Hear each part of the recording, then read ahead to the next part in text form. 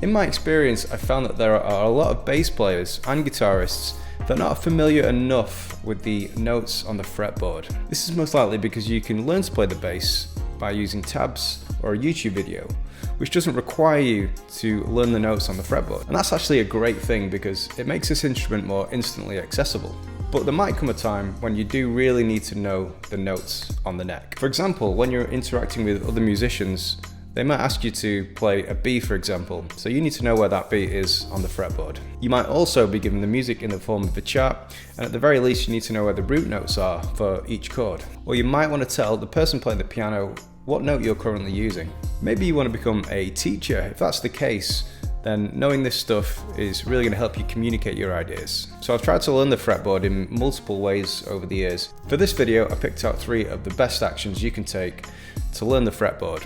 The third one for me is the best. So the first way to try is to vocalize the notes. So just dedicate a small portion of your practice time to saying the notes as you play them.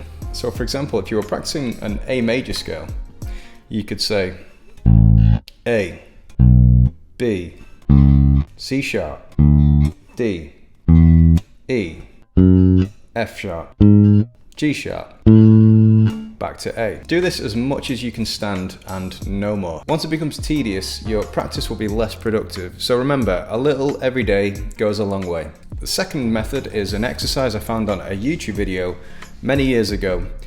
I can't remember which video it was, but I remember it working quite well for me. The premise is you pick a note and then you play it on every string one at a time. So if we take the note C, we'll start with the E string. We can play it on the 8th fret and the 20th fret. And then on the A string, we can play it on the 3rd fret and the 15th fret.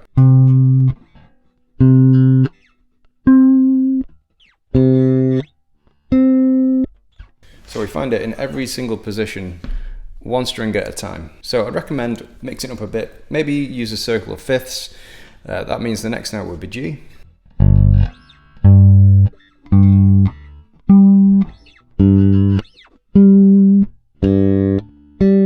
And then you just continue through each of the notes.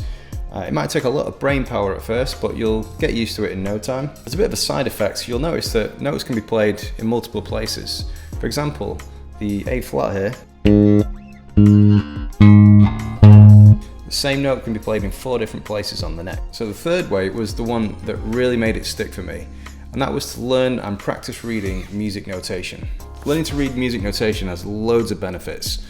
The obvious one being that you can then apply for jobs on cruise ships and pit work, things like that. But it also allows you to conceptualize music in a visual way. You can see the relationships between the notes in the form of chords and intervals. You can see how rhythm works, and best of all, it forces you to learn the notes on the neck. It's also the most demanding way out of the 3.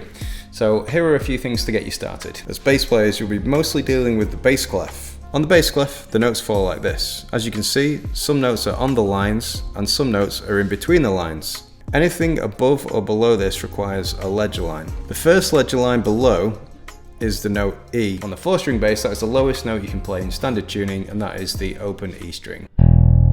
And here are some of the other notes.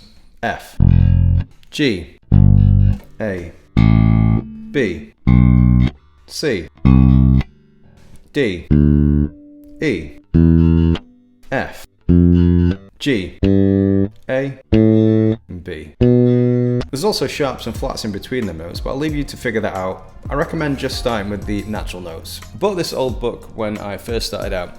It's great for learning what everything means, so it's a great place to start. Once you learn it all, then try and seek out real-world scores, such as musicals or people's transcriptions. And remember, a little every day.